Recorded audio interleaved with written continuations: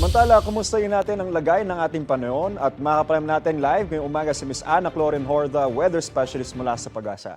Miss Ana, good morning po. Yes, magandang umaga din po, Sir Anjo. Gandi sa ating mga taga-subaybay. Ano po kaya yung dahilan ng muling pagpasok sa par nitong ni Bagyong Bising?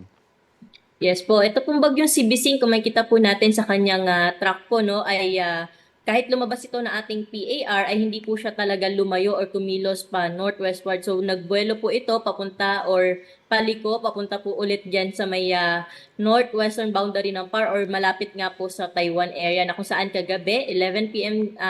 Kagabi po ay pumasok ito uli na ating area of responsibility. Pero ngayong umaga, inaasahan po natin na muli po itong lalabas na ating area of responsibility. Miss Ana, hanggang kailan po kaya hatakin at palalakasin ng Bagyong Bising itong hanging habagat?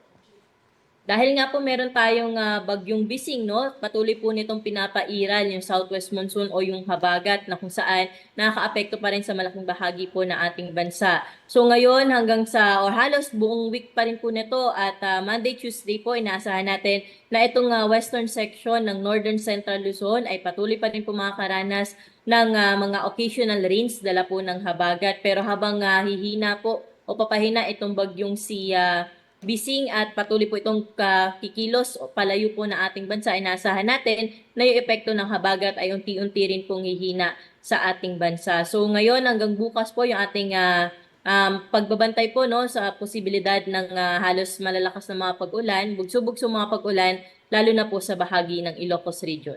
Miss Ana, Wednesday onwards, kamusta po yung magiging lagay ng ating panahon? By Wednesday hanggang sa weekend po na wala naman tayo nakikitang panibagong sama ng panahon na nabubuo. So itong habagat posibleng mag-prevail pa rin lalo na sa western section ng Luzon. Then the rest of the country ay halos improving weather condition po yung ating inaasa. Maraming salamat at magandang umaga po, Miss Ana Cloren Horda, Weather Specialist mula sa Pag-asa. Ingat po kayo. Salamat po, magandang umaga.